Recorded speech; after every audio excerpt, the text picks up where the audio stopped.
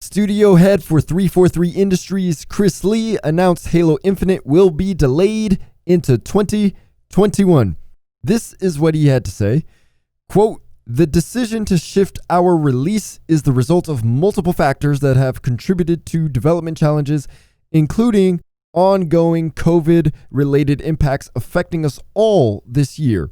He goes on to say, "The extra time will let us finish the critical work necessary to deliver the most ambitious Halo game ever at the quality we know our fans expect," end quote. I've never been more excited for a delay in 27 years of playing video games. What we saw in June was not a great representation of the vision 343 is aiming for Halo Infinite, but it was an ominous representation of where they are at. So this delay lets me know that 343 is willing to do whatever it takes to make sure Halo Infinite is good as it can be when it launches. And I think 343 is up for the challenge and able to execute. Here's why. Yes, they've messed up 3 different Halo launches. Halo 4 launched without typical modes you find in a Halo game. Halo 5 launched and was missing various elements that belonged at launch. And of course, we know the infamous Master Chief Collection debacle. Okay, but in every instance, except arguably Halo 4, they've made the games better. And even in the case of Halo 4, they did make the game better over time. Maybe not exactly what we wanted, but they did make it better over time. Because of that experience, I believe 343 understands what they need to have at launch that sets Halo fans on fire. But what they needed is time. After having a creative director leave, and then the pandemic striking, development has clearly been slowed and possibly even stalled at times. So now that they've gotten themselves time, I think we can expect something really good out of Halo Infinite. They also did not say when they were going to launch the game in 2021. That could mean January 2021, but I don't think that's the case.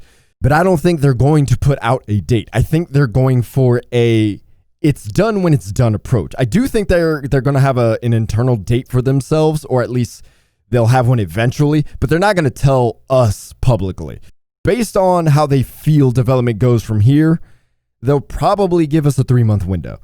And I think the best plan is for 343 to launch the game with little else to compete. Like if you're going to delay it, don't delay it and put it next to another huge launch. Like we now know the Xbox Series X is coming in November. There's no exact date, but the plan was for Halo Infinite to launch with the Series X. Well, what else comes out in November? The Destiny 2 Beyond Light expansion, Assassin's Creed Valhalla, and of course, Cyberpunk 2077. I mean, I do think Halo has more clout than Assassin's Creed, and it's probably debatable if Halo has many Destiny 2 fans, but we all know Cyberpunk 2077 was going to take over November even with the Xbox Series X. Cyberpunk could probably be dang near a launch title for both consoles. Now, Microsoft has already shown some mild partnership with CD Projekt Red. You might as well go further with that and push that with the Xbox Series X. Something like the best way to play Cyberpunk 2077, the Xbox Series X, right?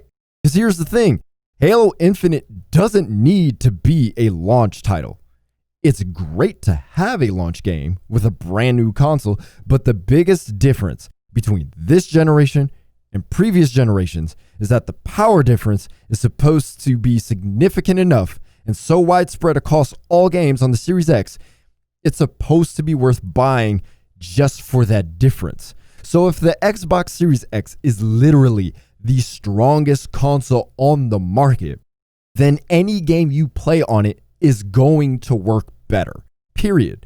And so when Halo Infinite comes out, it is finally that first-party Xbox Series X game that genuinely takes advantage of the Series X and everything Microsoft created the console to be. And if Halo Infinite turns out to be that, people will buy the Xbox Series X, particularly Halo fans, because they're the ones most looking forward to the game in the first place.